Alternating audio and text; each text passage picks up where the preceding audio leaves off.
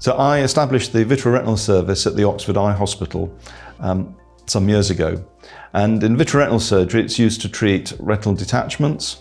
It's used to treat diseases of the eye related to diabetes and also in relation to trauma. The principal component is removing the vitreous gel, which sits in the central part of the eye, and that gives you access to the retina to enable you to carry out the appropriate treatment. So if there's a tear in the retina, which has led to a detachment of the retina, which is a bit like the film in a camera becoming detached, then one would be able to inject usually a bubble of gas which pushes the retina back into position, and then it's sealed either with laser or freezing treatment. And now, if retinal detachments are dealt with promptly and quickly, they are extremely successful.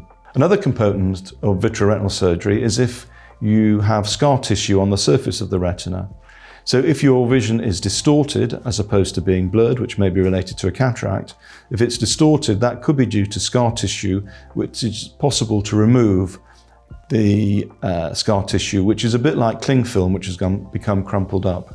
And then one surgically can pick up that piece of cling film or scar tissue and peel it off the surface of the retina, allowing it to relax back and dealing with any distortion.